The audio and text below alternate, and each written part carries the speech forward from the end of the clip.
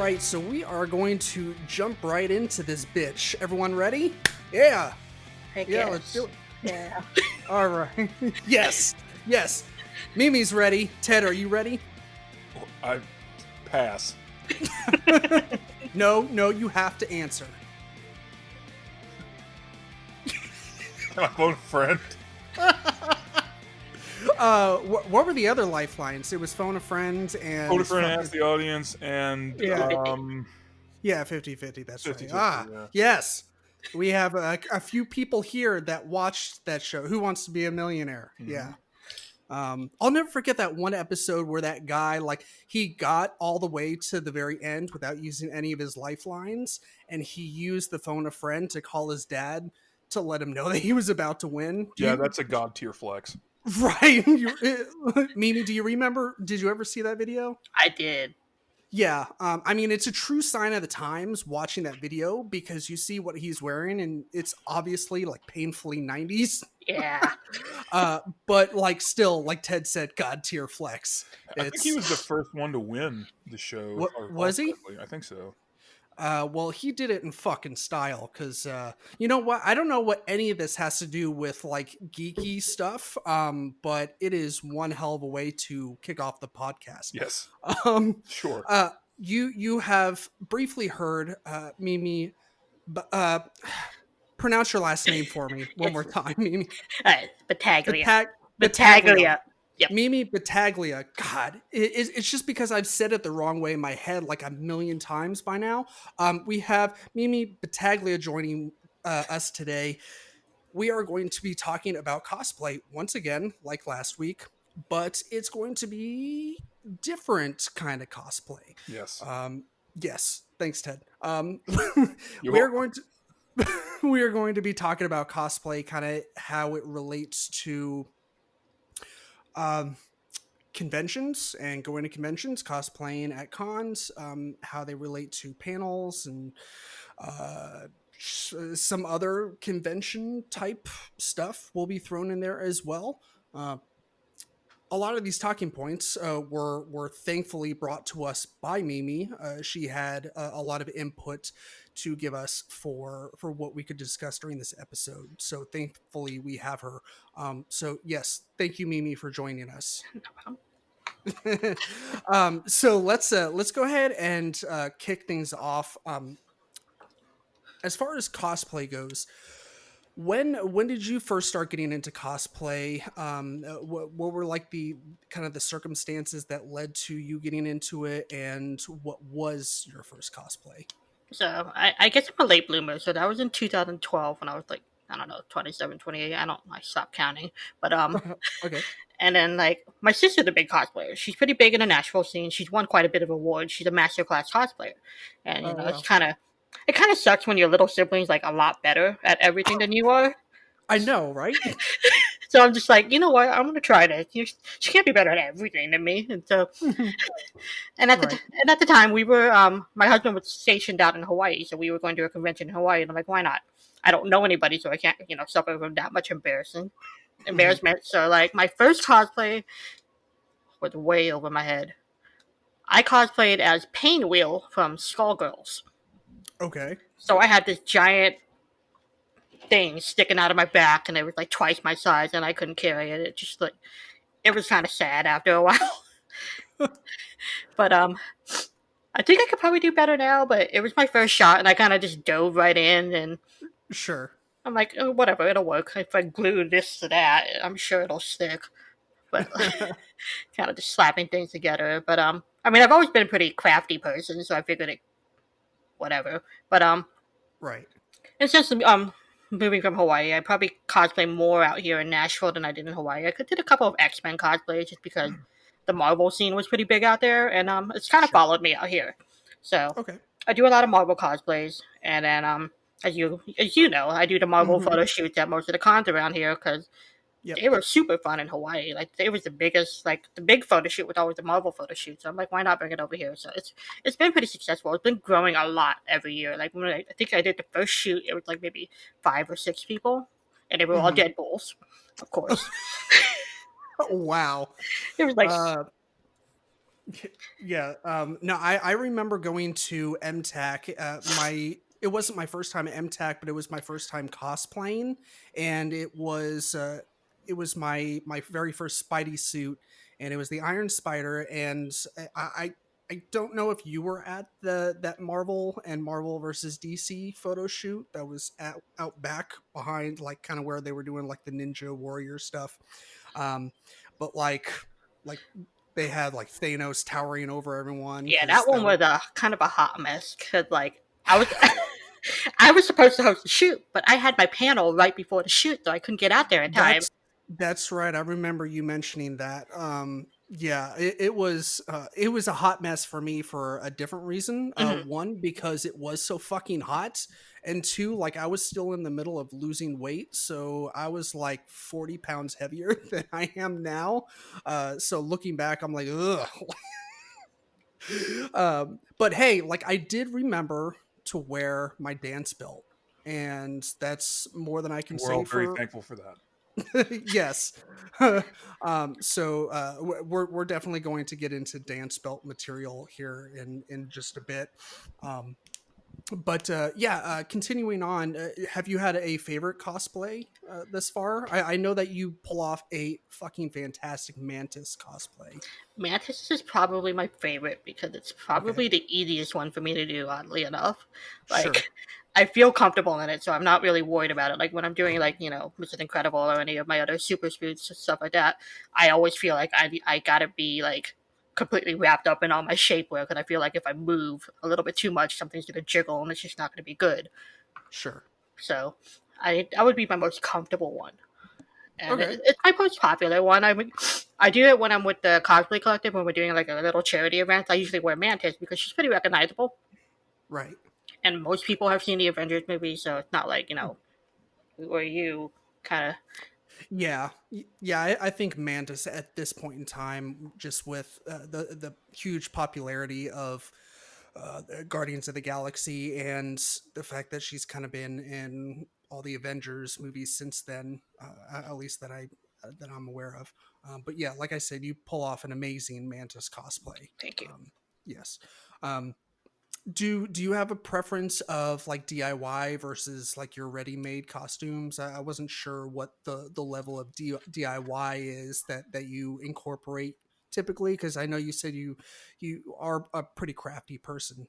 So when I first started off, I tried to do everything like 100% handmade because Okay. just like okay, I'm gonna do this, and no, I'm not about that anymore. So right now I'm about No. nope, I'm about 50-50. Half of it's pre-made, ready-made, and then half of it I'll either add on to it or I'll make the props for it and things like that. I'm much prefer prop making over clothing because Sure. just clothing is not really that much fun for me. And then yeah, props Right. are pretty easy. So, like for example, like with the Spider-Man cosplay, it's 20.99.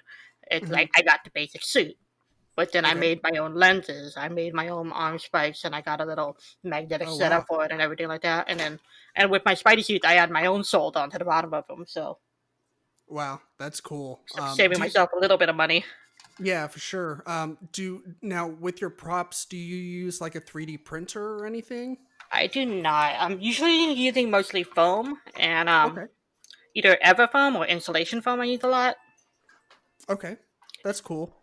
I have been trying for a long time to get Ted to cosplay. He will not do it. That is in fact correct. He will not. I think he would pull off an amazing Wilson Fisk cosplay because he has the accurate build for it. And he I would even buy him like a skull cap to wear or whatever that's called, where you use spirit gum to A bald put it cap? on your Yeah, bald bald cap. cap. Sure, yeah, we'll go with that. But the closest that I've convinced him to cosplay is like getting a "Hello, my name is" and writing Dave on it and putting it on his shirt. Uh, I that might be pushing boundaries. I don't know, but it seemed like last time we talked, he was okay with doing that. Am I right, Ted? Yeah, that's going to be about the extent of it. Yeah. Yeah, no, that's just Ted's thing. He likes to rock the I call him like the The big old norm Steve. for. Right? Yes. I call him the big old Steve Jobs. I don't call him that, but Steve Jobs wore the same thing all the time. Ted wears the same thing all the time, but Yeah, he's known for that. I It's have his look. 4 shirts. 3 of them are black. One of them is navy blue. And 4 pairs of pants. 3 of them are khaki, and one of them is black. So Yes, that's what I'm I talking dress about. like a dad, basically. Well, I mean, now the question is, do you have a pair of white New Balances that you mow the lawn in with tube socks? No, no, I don't because I haven't ascended to that level just yet. But Well, you are not rocking 100% dad core then, that's and true. I am not either. Thankfully, I have not sunk to that level yet. Thank God. Hopefully, I'll never get to that point where one day I wake up and I'm okay with wearing white New Balances, just jumping on coming traffic. Anyways, getting off onto tangents. So let's dive into a little bit of cosplay when it kind of relates to conventions. Uh, Mimi, you definitely have some experience working at conventions. You've been an exhibitor, artist, or been there. You have a booth, either selling stuff. I think you've been to a couple conventions promoting some sort of brand. You've been to conventions where you've hosted panels, like you said earlier. Hmm. Um, can you talk a little bit about the some of the panels that you've run and their topics and all that? Yeah, so the most popular panel I run is probably going to be my super suit panel, which I Okay. basically show everybody how to cover up their junk because nobody wants to see those little bits. You know, Yep. nobody wants to see them. So it's pretty basic, but it kind of gets a little bit into depth. I'm not going to be like just wear a dance belt because the dance belt doesn't work for everybody. So I got to get into all the nitty gritty. Like you got to tuck it, you got to swish it around, whatever. Like double You got to sided make it tape. work. What did you say, Ted? It sounds like double sided tape. You know what? Like dance belts are a funny topic, but like, goddamn, do they work wonders? Like it was like night and day. Wearing one or not wearing one, and then wearing one. I was like, where has this been all my life? Like, I can't believe I wore this suit without one. Yeah. Uh, I mean, I don't want to seem like I'm checking out, cosplayers' junk at conventions, but it's super obvious when you don't have one on. And trust me, you want to have one on, right. Yeah, and or do Mimi, do like, something because I'm sure like Mimi said they don't work for everybody, but you should do something. Yeah. right. And Mimi, you can correct me if I'm wrong, but like, it's pretty important for both men and women to wear them. Yes. So, not necessarily dance belts for the women, but shapewear is always a good thing to wear because Sure. um, it basically helps. Like some people are a little chunkier than others. Some people are a little thicker around different areas. So Hmm. obviously, you got to get the dreaded camel toe if you're. Yes. So you got to take care of that. So the shapewear will help out with that, and Mhm. it's just overall it's more comfortable. Like I know some women that just go completely naked under their suits, and I can't imagine that. Like that feels gross to me. So I'm not even like just walking around sweating in a suit. Like I sweat so much in my suit, I can't imagine just like sweating around naked. Yeah. I mean, I'd be terrified to like clean my suit. I'm not sure how that's done. Maybe like through dry cleaners. I guess Hmm. you could do it, but Purifying fire after you sweat into. Man, that's nuts to me. Like, um, Yeah, he said nuts. well on played. topic. Uh, that's crazy to me. Just like the idea, because spandex is like maybe this is just me, but like spandex is so weird feeling. So I can't Right. imagine, and that's just spandex. Like some of these people that I've seen doing cosplays, like some of them are pretty ornate, and I can't imagine that they're very breathable. So Right. basically, it sounds terrible all around. I don't know. I have nothing else to contribute. Basically, No, I mean like uh, there's I'd say there's like a 2 hour window in my Spidey suit where like it feels great, and then all of a sudden something clicks, and I'm like, all right, it's time to get the fuck out of this monkey suit. Like, I Yeah, mean, I definitely feel that one too. Like you'll see me walking around, fucking ripping off my eyes, ripping off my mask. I'm like, I can't breathe. yeah, it be like that sometimes. But yeah, so other than uh, the super, you said it was called the super suit Yeah, panel. yeah, some Yeah. super suit basics basically, and then some of the other panels I do, and I'm trying to remember what other panels I do. One of them is I do it with my husband. It's basically a little potions panel. It's like it's for kids. It's aimed at children, where we make like Okay. little science experiments. Like last year, we made slime. We made some fizzing bath salts, and we kind of give them like the whole Harry Potter kind of vibe to it. So Okay. the kids like it, of course, and then we get a lot of adults coming in too. They have fun because Sure. my husband is really good at ad libbing, and he's good at being in character. So I'm terrible at that, but he Well, helps that's carry it. awesome. Yeah, that's awesome. We it kind of sounds like. Did you ever go to any of those way late play dates at the science center? I never got to. Every time Okay, because it was always I was on dialysis for a while, so every time there was a play date, sure, it was always after a dialysis session, and then that just gotcha. wasn't happening for me. Yeah, your panel sounds very similar to that. Like they would, I mean, it was like officially Harry Potter themed, but they would kind of work in some of their own like little science panels that they had. Like I think there was like a potions one, and they try to incorporate some Harry Potter lore into there and all that. So it's pretty fun. I mean, it was an excuse to hang out with grown adults dressed up as wizards and drink beer and get sorted into your Hogwarts house and all that. So it was fun. Uh, but yeah, so aside from running panels, like you've also attended conventions as like an artist or vendor, exhibitor, etc. Correct? Okay. Okay, So right now, my main thing is I'm mostly in artist alleys because I'm a small time crafter. I'm not necessarily a big business, so it's not the price difference in getting a dealer's table versus an artist table when you're Okay. on such a low scale is definitely a big one. But yeah, yeah. Ted and I know all about the price differences between the two. We could only afford the artist alley at GalaxyCon last year. We kind of shat ourselves when we saw the prices for the other tables. We're like, oh yeah, like those aren't for us. Like we don't make money. Yeah, I mean, I think though, for some of the people that, or for I would say for most of the people that get a booth like that, they're selling like comics or something, so they're probably doing all right. Whereas you and me were just like, hey, you want some buttons and some candy? Not in a weird way though. Right. Like, yeah, we made it a point to like not actively pass it out to only children. We were like, kids, you can have the candy if your parents say Your it's parents say okay, it's but okay. don't listen to our podcast. One, because it's garbage, and two, because it's not for kids. So yeah, anyways, Mimi, sorry to cut you off. nah, you're good. Yeah, so you tell me about the stuff that you sell at your artist alley booth.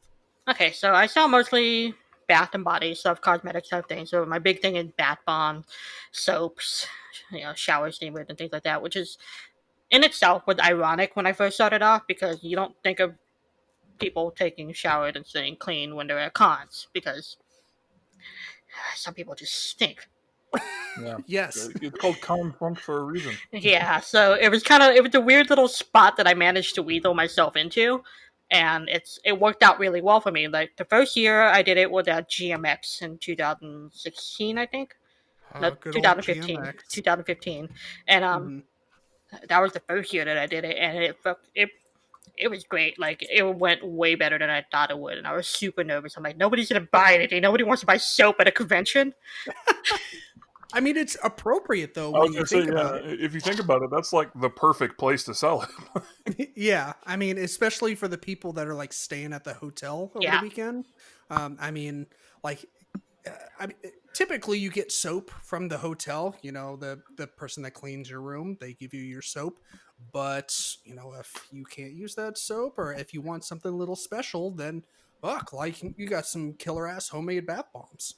and that was kind of the big push too. Like, hey, you could take a bath with your friend and enjoy it together. Like, Right. and it was Yeah. kind of it was a weird niche. It worked out for me though, and as I'm tabling more and more, there's definitely a lot more bath and body people coming in. Hmm. More recently, like MTAC is usually two people. It's usually either it's me and then it's Bombardier. But this past MTAC, or what would have been this past MTAC, there was five other Bath and Body people that had applied. Oh wow. And since MTAC is on a jury, or it's a lotto jury selection, which actually is pretty Okay. common with a lot of artist alleys now, because it's super competitive because everybody's kind of, it's a millennial thing. You want to do something fun with your job. You want to Right. do something fun. So everybody's putting in their crafting, everybody's putting in their artwork, their drawings, and stuff like that they're trying to sell. So there are only about 25 slots at MTAC. Last year they had 400 people sign up. Holy shit. Yeah, it gets pretty bad. And like, so it's a lottery and then or juried first and then it's a lottery. So Okay. they got to go through everybody's portfolio. You have to submit a portfolio. They go to the portfolio to pick out the ones they like. And it's like they have a set amount per category. Like if you do comic book art, they'll maybe take like, four people out of comics or, four people out of anime, things like Right. that. And then when it gets to the lottery portion, then that's when they're drawing straws. They're like, okay, you get in or you don't get in. Right. So it's been pretty competitive. I mean, MTAC is small scale. A lot of the bigger cons like MomoCon is also lottery, the jury lottery as well, Hmm. and then that one's hard to get into, and it's really expensive to table at. So Yeah. we we yeah, we picked up on that. I don't know if we knew the price of the booth before we applied, but like, so I mean, back it up a little bit. Like Ted and we haven't had too much of an issue getting accepted into cons. Like, and I feel, Somehow. yeah, like I feel kind of guilty about it. Like actually really guilty because like we're relatively new and like people have been around for a while like doing their thing, selling their stuff and are, they still struggle as more and more people like kind of hop on that train to do that thing or sell that product. They, like you said, Mimi, it becomes more competitive during the application process. And so since we're a podcast, one, and two, we're typically not selling anything, like it's a no-brainer for people to accept us, be like, oh, they have no fucking competition, so we'll gladly take their money. And then like we saw the booth fee for MomoCon and we promptly shat our pants because we're like, well, that is a lot of money for a podcast who doesn't really sell anything. So yeah, if we end up going to MomoCon next year, which I think we're still planning on, we're definitely planning on selling stuff like some stickers, and I think we're going to make some exclusive buttons and all that to sell to, Our you know, bodies. Whatever. right, but you're like, you can rent out my chest, like Yes. you can write stuff on my hairy nipples, like Well, that's maybe. I'll even supply the Sharpies. They'll be extra large, so maybe they'll work better. I don't know how that works, but anyways, getting off track once again. Um, so you had talked about some like some pros and cons of being an exhibitor at conventions, and some pros and cons have already kind of come up naturally when you were talking about the competition and all that. Is there anything else that you'd like to talk about as far as things that are good to know for the common folk about like being an exhibitor? you definitely want to have a table partner, or at least a cousin, a friend, or whatever to work with you because you do want to go to the bathroom at some point. You definitely don't want to leave your booth alone. But Right. and I don't know. Like, I guess the big thing I would say right now is that it's a business, so you gotta roll with it. You gotta know what the trend is. You gotta know what are people gonna buy? Because it would totally suck to show up at a convention and nobody wants to buy something that you made 3 years ago because it was 3 years old. So Right. you got to keep up with it. And like another thing I try to tell people is that if you're an artist, if you're actually like selling product, you should know the convention that you're going to. Like, it kind of sucks Mhm. to sign up blindly because I want to say it was GMX a couple years ago or an MPAC or one of the conventions. There was a girl who had signed up and she did horror art, Okay. which is pretty cool because you don't see very much of that in the local comic scene at Right. all. So that Yeah, was pretty sure. cool. But she refused to do fan art. she only did original art. So, people would be like, okay, I really like your art, but can you draw my favorite character in that style? Hmm. And she's like, no. So she didn't make very much money that year because she didn't adapt to the customers.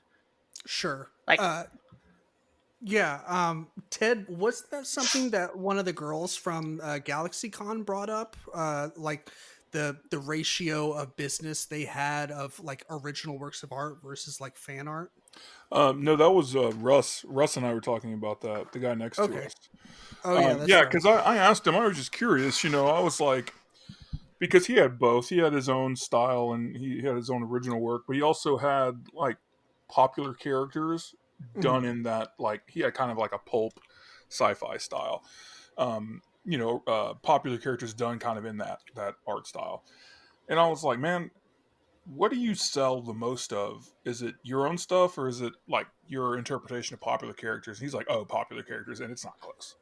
Yeah. Which was kind of depressing, but like it also kind of made sense because just to use like Marvel Comics as an example, like the biggest movie in history, not adjusted for inflation, is a Marvel Comics movie. So it makes sense that people are going to be like, oh, I want this Captain America drawing more than I want this random guy with a laser rifle drawing. Yeah. Yeah. God, that dude was he was pretty insightful. Yeah, But he was. yeah, but Mimi, what you said, kind of harping back to this, it kind of makes sense. I mean, it is a little unfortunate in some rights, but you are definitely correct when you talk about like wanting to stay current and make sure that you know your target audience, your target demographic, especially for that particular convention. yeah, so that's a good thing. That's like a lot of thing that people, when they first dive into artist alleys and stuff like that, they're like, okay, I can draw. People like my drawing. Or like, I have so many followers on Instagram or Tumblr or whatever. And then they try to dive into a table and they're not selling anything because they're not really, like I said, they're not really doing much fan art, or they just don't know what to sell. So, like, Right. if anybody's listening, the big things that are selling right now are pins. People love pins because they're usable. Like prints people buy so every once in a while, but what do you do with them? You stick them on the wall, you put them in a folder. But Hmm. when you have pins and buttons and things like that, you get to wear your fandom. You get to take it anywhere you go. So Right. that's a big thing that's selling right now. So that and keychains and stuff like that, that's what sells. And it changes every few years. Like a couple years ago, it was bags that were selling a lot, like little zipper bags that you can put like your pencils and stuff in. Okay. So it's always changing. So it's good to know. It's good to be involved with the convention so you know what you're getting yourself into. Right. And you definitely got to make sure you have a good portfolio because, like I said, a lot of people sometimes will think, okay, I'm going to sell at an anime convention. I'm going to submit only anime artwork, but they don't want to see that. They want to Mhm. see. Usually, I think most conventions are you can have up to 75% fan art. You have to have at least 25% original art. Okay. But they want to see that you can not just only do your fan art, but they Right. gotta see you got to do other stuff so you can bring something else to the table because anybody can do fan art more or less. So anybody Mhm. that can draw can generally do fan art. So they don't want to keep the tables different. You don't want everybody selling the same picture. I don't know, Naruto or something like that. Yeah. Yeah, that's interesting what you said about like making sure that even if you're going to an anime convention that you can do like fan art or original art that's not just geared towards like anime, like that it's geared towards other fandoms as well. It's pretty interesting. I mean, it makes sense because I've been to I mean Ted and I have been to MTAC, we've been to KaiCon, uh, a few other anime conventions, and like there's I mean, yes, it's heavy on anime, but there's like everything there. There's cosplayers from all fandoms. There's all different kinds of exhibitors. So what you said makes perfect sense. Um, but yeah, so when we were talking the other day, you had mentioned one or two things about like having an idea of what like the quote unquote new normal might be like going forward for conventions and cosplaying at conventions for artists and exhibitors when conventions are hopefully when they're finally a thing again. Do Would you like to elaborate on some of those things? Yeah, so obviously it's really hard to social distance at a convention, so that's a whole issue within itself. Hmm. But what I've been hearing, there are a couple of conventions that are supposedly still going to happen this fall in other states, and what they're telling their artists is that the hotel is making them have a plexiglass shield in front of their table. Okay. So with most people that works out okay because they're just selling prints, they're selling pins and stuff like that. That you can just point like at the menu and just be like, I want that, and you pull it from the back, so there's no contact. But if you're Right. somebody like a crafter or like me, where you know whether or not somebody's going to buy something depends on if they want to be able to touch it like a plush, or they want to be able to smell it. If Hmm. they can't smell it, they can't touch it, they're not going to buy it. So what are we going to do? So we got to figure out how are we going to adapt to this, and then artist alley, they're going to be less tables, so it's going to become even more competitive because we have to social distance and we got to keep tables 6 feet apart. That Right. cuts it in half, so there's even more competition now, and they're going to make it either going one way, follow one way. So you got to be able to get your audience, and you got to get them to be interested before they walk away, and they're never going to want to go back to that queue again. So Right. Yeah. Um, yeah, that's man, that's crazy. Like, I mean, I get like having a plexiglass thing, but I mean, it's kind of weird. Like, would they like require an artist or exhibitor to like bring their own like thing, or would you think that they would like supply it? from what I'm hearing, they are expecting artists to bring their own. Okay, perfect. Right? So, on top of everything else we gotta drag with us, now we gotta bring along a big old sheet of plexiglass. Jesus fucking okay, God. All right, Ted. Well, you're going to be in charge of carrying that, okay? Yeah, I'm gonna go ahead and tell you that if that's the case, we're not gonna be doing a lot of conventioning next year. Yes. I Actually, you know what? On second thought, I think we'll do more conventioning because that will keep the unwashed masses away from me. So yes, let's. yeah. Right now is a great time to open up an online store. Yes. We are in the middle of doing just that. We're moving the products that I've been trying to, or we were thinking about bringing to our next conventions, like our stickers and buttons and all that. Where they're now all going online. And Mimi, I think we were talking about this before we hit record, but you were talking about trying to get something up off the ground in terms of like an online store or a subscription service. Do you want to talk a little bit about that? Can I do a self plug? I can. Alright, so obviously there's no conventions going on right now, so there's really most of my sales are done in person. So Mhm. I really had to rethink how I was gonna do everything. Like it's not just running everything just like okay, convention's coming up, I'll make everything for the convention. Now I actually had to actively promote even more than I did before. And then right now I'm thinking about moving on to Patreon and setting up like a Bat Bomb of the Month type club where I make a certain theme each month and then the subscribers will get first dibs on that and so on and so on. Right. And it's just like it's kind of a big thing. Like just, obviously social media is such a big thing right now, and it's a lot of business work now. It's kind of like Hmm. it's the one thing that people don't really think about when they get into artist alley is that you're crossing over from just being a casual artist to being a business person. And Yeah. if you don't have that business mindset, you'll get overwhelmed. You might fail. It gets frustrating sometimes. So you got to be quick. You got to think about it. And the internet's probably the best thing right now. Everybody's got their Instagram. Everybody's got their Facebook. So selling online is definitely the thing to do. You should definitely support all your local artists. Hmm. Yes. Yes, absolutely.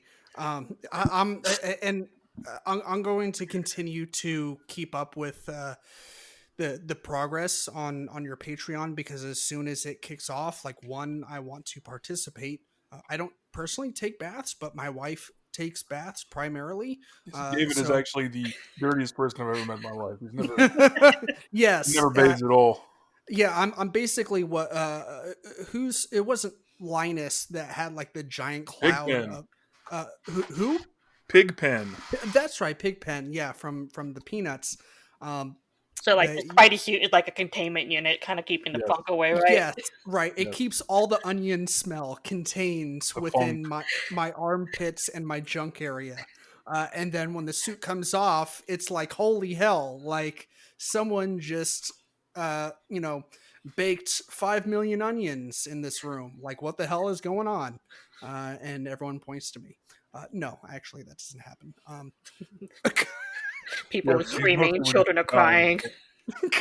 Right? Like, oh my, it smells like Bigfoot's dick. But anyways, I see. This is what happens when I get off on tangents. I totally fucking forget the point that I was trying to make. I think we were talking about your Patreon. I definitely want to support it going forward, but and I want to plug it like in the show notes and on our social media to kind of get you some recognition. I'm not going to promise that it's like it's going to be seen by everyone because you know we have like what Ted all four of our listeners I think. I think we've upgraded to 5, but Big money, big money. big money no way. But yes, I mean that's what we're here for. Kind of like you said, it's important to support local businesses, support your friends, support their hobbies, their side gigs, etc. So we definitely want to do that whenever that time comes when you get it off the ground. So yeah. But um was there anything else that you wanted to talk about in terms of like your business with and you said it's called Bats Baths, right? Yes, Cool. Yeah. Are you online at all right now in terms of like selling your stuff and like doing mail orders, or are you primarily like on location? I am doing online orders. It's website www.batsbats.com, so it's pretty not not too long of a URL, I Sure. guess. But Right. and I'm trying to be active on Instagram. I mean, in all honesty, I've been kind of burnt out with this whole virus thing going on, so Girl, same. I'm just kind of like I guess I'll do it. But like I know I got it, so it's kind of getting off my ass about that. So Yeah, no, Ted and I relate. Like, and the podcast doesn't even really make money. In fact, it's kind of the opposite, right? Like we pour money into it and then get I no know that money in feel. return. But like, and it felt, I don't want to say pointless to keep going Pointless. after. Pointless is a good word.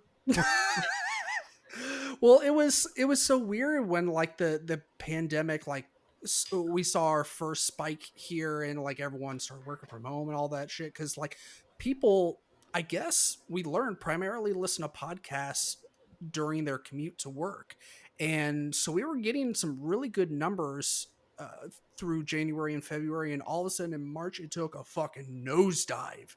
And so we're like we talked about it. We're like, should we like take a break? Like, is there a point in doing episodes? And like we just ultimately we decided that it wasn't worth like falling out of practice and all that. So we're like, it doesn't cost us anything to really do it, like other than keeping the website running and our free time of plugging things on the internet, on social media, and all that. So, Yeah, it's definitely a lot harder to bounce back when you kind of slow down after a while. So right. Yeah. That's what, I mean, I can't speak for Ted, but that's what I was personally terrified of was just falling out of practice and not being able to bounce back after taking a while. And the thing about podcasts, I mean, really any kind of business, whether it's brick and mortar online or a hybrid of both, is just maintaining that consistency. And we definitely wanted to maintain some consistency, and I think we've done all right. So um, but yeah, let's see what next. Do you want to throw out any kind of bouncing back to like the convention slash cosplay side of things? um, do you have any helpful tips for anyone that's interested in kind of like getting into cosplay, interested in starting to attend conventions, either as a cosplayer or slash attendee, or even as an artist or exhibitor? Sorry, I know that was kind of a lot, but yeah, it's cool. So as a cosplayer, I just kind of want to say, like first and foremost, you cosplay whoever you want. It doesn't really matter what anybody else says because it's about you. But Mhm. also, you don't need to dive deep in. It doesn't have to be 100% screen accurate. You just have fun with it. Represent who your favorite characters are, and so on and so on. If you have fun, you'll get better at it. You got to keep working at it. It's not something that, well, for most people, it's not something that just falls right into your lap. Some people are unfortunately blessed with that kind of talent, Mhm. so they can, give them a cardboard box and they'll make you a full set of armor. Right. Yeah. Yeah. Yeah. You the other day, when we were talking, kind of coming up with some talking points, you mentioned something about one of your, like, I guess, quote unquote, specialties, or your main interests, is representation in Western media, Yeah, so and that's kind kind of of a big thing. Like, you mentioned that you went to anime conventions, and it's not just 100% anime. There's a lot of different right. media presences there. So I thought it was kind of been a big thing for me. Like, I'm not really that big into anime. Like, I literally watch 1.5 anime a year. It's like I'll watch one season of one, and then like maybe a couple episodes of another one. So it's like 1.5. That's my quota. I can't go over that. It's a little bit too much for me sometimes. But Yeah, that's kind of me. I've seen Attack on Titan and One Punch Man, and of course, I grew up with Pokemon and Digimon and stuff like that. That was really big in the '90s, but that's about it. yeah, so naturally, that most of the conventions I am going to are anime conventions. The bulk of them are anime conventions, or even when you go to a comic convention, there's a lot of anime present because that just happens to be what's popular right now. So Hmm. that being said, um, it's kind of an iffy conversation to have, but like Sure. I'm Asian American, so it's kind of a weird thing where like, okay, I just told you guys you can cosplay whoever you want, doesn't matter what anybody thinks. But you can say that, but at the same time, it's burning into your head. Like, is this okay? What do people think? Do I look like an idiot? Kind of Hmm. thing. And like sometimes I worry about cosplaying outside of my ethnicity. Like, I've seen we've all seen the posts online. Like, someone who's black cosplays as Naruto. They're never just like, oh, that's a good Naruto cosplayer, or like, oh, that's a black Naruto, or just not Right. screen accurate because they're black, or you know, for like I guess another tricky one would be like can somebody who's white cosplay as Black Panther. Hmm. So it gets tricky where you want to cosplay within your own ethnicity because that's where you're comfortable, but at the same time it can get kind of Restricting. restricting. There's only so many characters. Like I said, I'm not a big anime character kind of person, so I'm pretty big on comics, definitely Marvel comics, and there's only a handful of Asian American characters. So that's why I get super excited every time I see a new one. Like when Silk finally came out, I was super excited Yeah, about that. That's like, she's awesome. I just started the run of Spider-Man that I'm reading right now. Introduced her, and I was like, "Holy shit!" She's like, she can best Spider-Man. Like, where's she been Yeah, all but my who life? can't fucking best Spider-Man though? All right, all right, Okay, all right. Terry. You were having a moment. I'm sorry. That was uncomfortable. No, it's okay. But anyways, that was an illegal segue. That was just me, like, oh yeah, nerding out about Silk. Anyways, go ahead. so it's nice to have characters that you can cosplay and without having to deal with that repercussion of possibly someone seeing you online and being like, oh, why aren't you blank, blank, blank? And it's kind of like, well, one, why do you care? But two, it's kind of like, it's it's exhausting to hear those kind of comments. So, and Yeah, then, I want to take a quick second to say, like, fuck all those people, like, that say that hateful, hurtful shit. Like, has no place, like, being in existence anywhere ever. Like, what does it matter if you're cosplaying? I mean, I think I think the universal, like, acceptance that we can all, like, come to terms with is, as long as you're not doing blackface, or you're, like, painting yourself to be another race. yeah, cosplay the character, not the person, or not the Exactly. ethnicity. Because like Right. kind of going back to it, like I started off cosplaying in Hawaii. I went to convention in Hawaii, and a majority of the Hawaiian population is either Native Hawaiian or some form of Asian. So to Sure. me, it wasn't really that weird to see, like, I go to my Marvel convention or Marvel photo shoots, and everybody is Asian American. Hmm. It's just not a big deal. Like, oh man, that's a really good Captain America cosplay, right? But like when we moved back to the mainland and stuff like that, we start going to conventions. We were doing a lot of press work at the time, so we would be taking pictures at conventions and we post them on our website and stuff like that. And every once in a while, you see comments like, "Oh man, that's a really good Asian Captain America." Or, it would be better if it would be more accurate if it was a white person, the kind of thing. And we're like, why does that matter? It fucking doesn't, but some people cannot wrap their little pea-sized brain around the fact that like that's not what cosplay is about. Like it's not like if you want to see like an accurate like Captain America, go read the fucking comics, like or watch the movie, like watch Chris what's his name just play the shit out of that role. But like I mean, that's what cosplay is all about. It's about expanding your horizons, expanding like what you thought you knew, and accepting like the that like you can. It's cosplay. Like you're being someone else. Yeah, and it's like, okay, like they said in Spider-Verse, anybody can wear a mask. It's like, Exactly. Yeah. I mean that's probably my favorite like line that translates to this topic is the thing with Spider-Man is that's his thing. Like anyone could wear the mask, and that's a truth that rings loudly, I think, or apparently not loud enough for some people that just need to realize that it's not a big fucking deal to cosplay as character that's not your ethnicity. And I mean, I'm for what it's worth, like I'm really sorry that you and other people of color like have to deal with that bullshit. yeah, it sucks that it has to be like an afterthought. Like anything you do, you got to think about it for a second. Like, is this going to Sure. be okay, or like, kind of off, not really off topic, but like I said, when I was in Hawaii, everybody was Asian. Nobody batted an eye if they cosplayed Cyclops, whoever. We did Right. charity work out there, and nobody cared that it wasn't 100% screen accurate.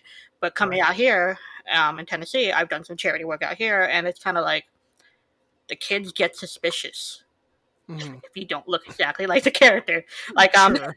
one of my cosplays, I have Spider-Man 2099, but it's the female version, so the shading is female, and Okay. I'm obviously a female, so. Right. Like at first the kids didn't really like. I did a middle school event, so I'm like sitting here at a middle school. It was pretty funny. It looked like the Spider-Man meme because I'm sitting at the desk in my Spidey suit, just sitting there, and I couldn't see anything. So I'm just like sitting there, like I don't know what's going on. And then like the kids after a while, the kids like, oh man, I remember seeing your character in Spider-Verse and stuff like that. Some kids were pretty cool about it, but then like Uh-huh. some of the girls came by, and you could already tell they were like the mean girls. They're like, that's a girl under that costume. Why is she dressed up as Spider-Man? Spider-Man's not a girl. And it's like, let's keep my mask on then. I don't want to know what else you're gonna say. I mean, these are middle schoolers. They're mean. Right. I mean, like, obviously you've never heard of like Spider Girl or like any of the other like millions of Spider um people. right, yes. Like I just finished like the volume, I think it was volume 3 of one of the more contemporary Spider-Man comic books.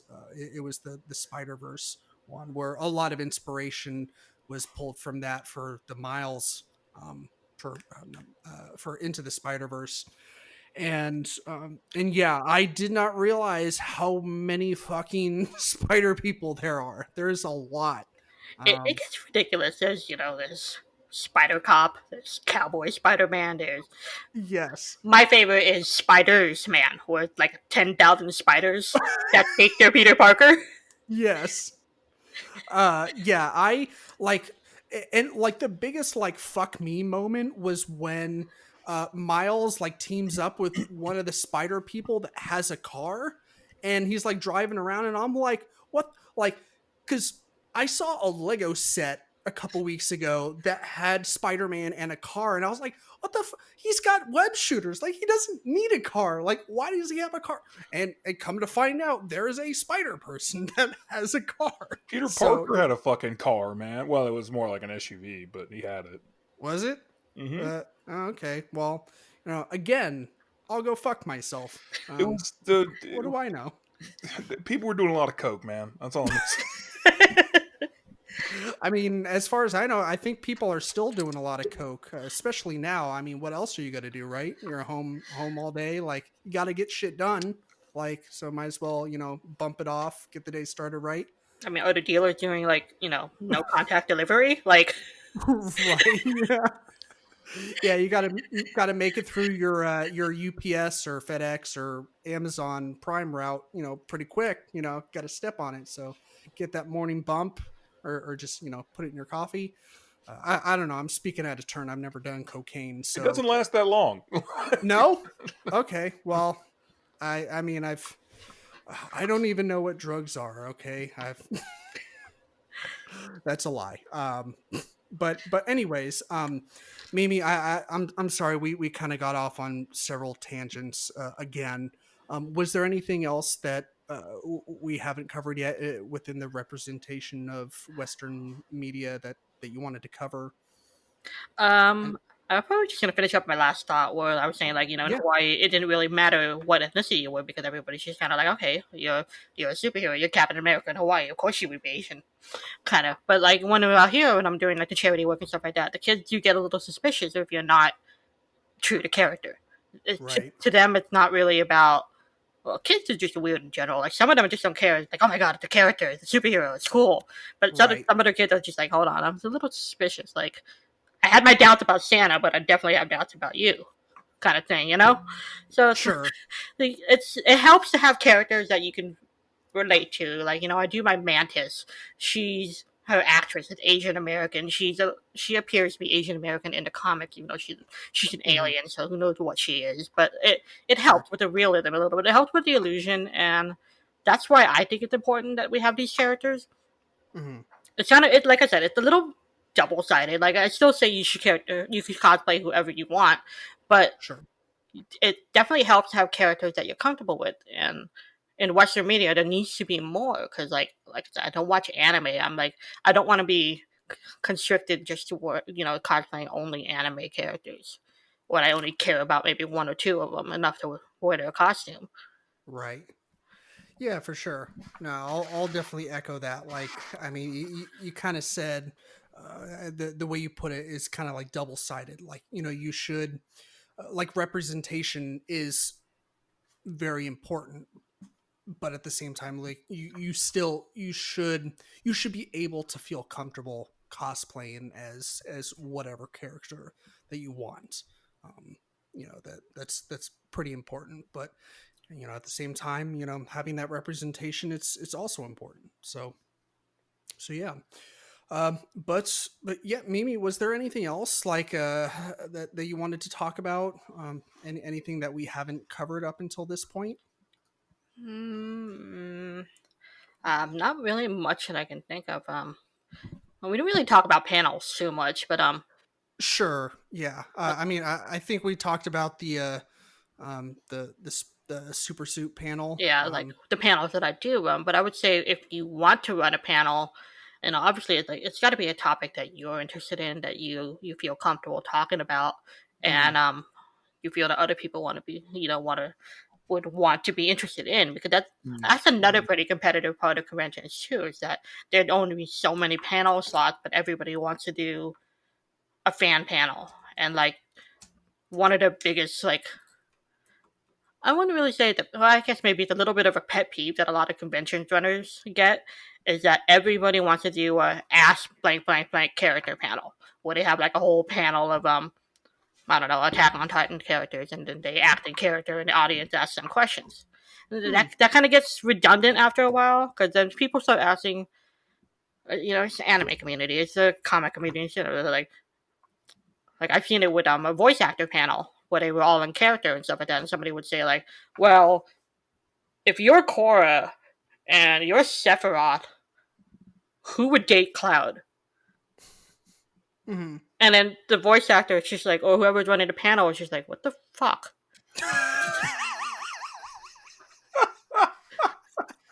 I I don't. mean, like that would be my response to. So I'm kind of glad that that would be the appropriate This is why I'm glad that David and I have never actually gone through with running a panel, because I would not be kind to that person. Yeah, we were supposed to run a panel for what was it? EvilCon. For EvilCon in Evansville, Indiana, and we got approved pretty quickly for our Somehow. panel. What'd you say, Ted? Somehow. You're right. Yeah, Because like you're not an actual character panel. right. No, I think that was it, because our panel idea was like nothing I had really ever seen or heard of in terms of like other panels that have existed before. It was literally just going to be us talking about what it's like to be two idiots that are trying to pursue like a side gig that is a podcast. Yes, And but we were going to do it as anime characters answering questions. That was no, that's not true. But no, maybe in the future we can look into that. if we ever become well versed enough in anime, which I'm not sure if that's ever going to happen, not because I don't want to try, but because my time is scarce, and I prefer getting high and watching stupid movies that I've seen a million times. So there's that. So if there's ever a Grandma's Boy panel, we've got that shit on lockdown. Holy shit. I come home from work and what do I see? It's the fucking king of the jungle up in my tree. I'm way too big to the drive to the devil's house. You didn't get past a dog, David. Nobody's fucking with a lion. No one gets past a lion, bro. That's what we should do. Like, we should do a panel where like people throw out like movie quotes, or be like, hey, quote this movie. And see like how long we can keep it going. Is that better or worse than answering questions as anime characters? I think that would be better. What if we do the movie quotes as anime characters? I don't know. That's another layer of It's shit all the way down. We're talking onions, and there's just too many layers. So, God, man, Mimi, you might need to join us like part time from here on out, because like it's like an onion. There's layers to this. Is like one of our many like taglines, right, Ted? Sure. I mean, like I've tried to have like so many running gags and taglines and whatnot, and he always responds like, "Sure, whatever." Like I came up with the tagline for our Goes to the Movies episodes, and he's like, "No, it wasn't. No, I wasn't. No." And so we just started saying, "Okay, do the movies thing. Bye." It's to the point, it's quick. Right, yeah. It's unique, for better or worse. Non-descriptive. Yes. Very confusing. All the things a good catchphrase should be. Yes. It makes you feel confused, but also aroused. But also maybe afraid too. Yeah, the tingles in. Yes, I got the tingles in my underpants. Yes. The three feelings that all catchphrases should strive to make you feel: fear, confusion, and sexual arousal.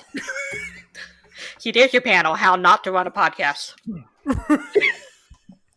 Man, we could run the shit out of that panel. We just talk about everything that we do. Yes, but as anime characters.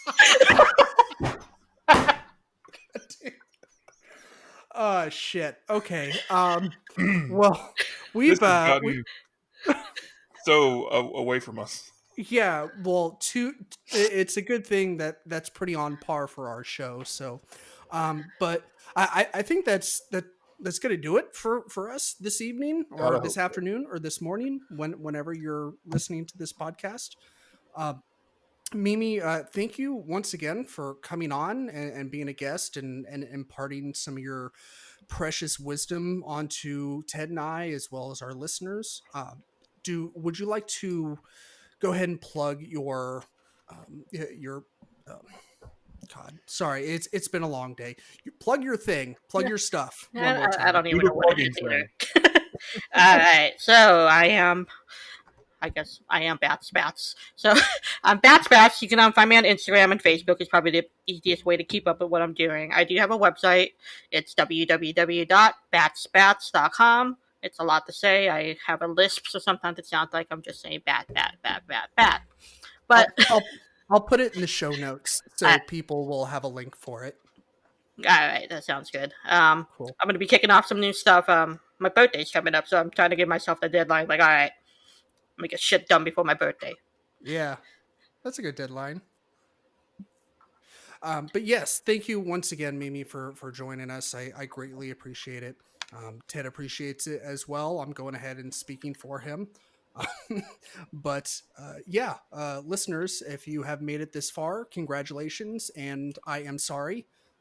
But yes, I owe you an ice cream for making it this far. But not in a yeah. weird way. Like I owe you an ice cream in a weird way? No, but not. I just said not in a weird way, David. Or I owe you an ice cream not in a weird way? Oh my god. Sorry, I Move stopped on. paying it. I stopped paying attention whenever you talk. I apologize. As one should. Right. But anyways, like always, you can find us on all the social media: Facebook, Twitter, Instagram. Subscribe to the podcast wherever you find podcasts. We're pretty much everywhere. If we're not somewhere that you listen to podcasts, let us know. We'll rectify that. Unless it costs money. Yes, unless In which it costs case, we're money. not going to be there anytime soon. Right. Yeah. Yeah. It's the thought that counts, you know. You're there in spirit. Exactly. Well, not even spirit, really, because and we are on Spotify and YouTube. Those are like the top two questions we always get. Are you on Spotify and YouTube? And the answer is yes. we get asked that a lot. But by our metrics, like Apple Podcasts is the number one thing that people listen to us on. So I feel like people are lying when they ask that. They're just trying to be nice. I mean, so what I think is maybe that's their subtle way of telling us to shut the fuck up. Maybe what I think is those people like maybe listen to like one or two episodes and they're like, all right, these guys obviously are fucking morons. So they're intelligent people. I understand. Yes, and they move on to something that's more worthwhile for their time. Whereas the people on that listen on Apple Podcasts, according to like podcast metrics, I've read that people with iPhones are more likely to listen to podcasts, maybe because the Apple Podcast app is far superior than the Android native podcast app, which is shots fired. There's an Android app. Yeah, it was Google Play and now it's just Google Podcasts. But and I tried to look into it as far as like you can't download it on an iOS phone. Yeah, you can always like you can only go to like the Google Podcast like website or whatever. But there's like no way to leave ratings and reviews. I'm trying to remember some of the other complaints that were thrown out. One of them was like a lot of the times it doesn't start back. Like if you push pause on a podcast and come back to that episode later, it doesn't start at the place that you left off. Like it kind of wiped it clean or something. I don't know. There was a bunch of people complaining. I don't want to speak out of turn. I've already thrown enough mud at this thing, but yeah. What I'm getting at is that we're on a lot of fucking podcast platforms, and if there's one out there that we're not on, then I'm sorry. And like I said, let us know, and we'll figure out how to get us on there. But anyways, that'll do it for today for this episode. Thank you for tuning in, and as always, be kind, stay geeky, and eat lots of cheesecake. Bye.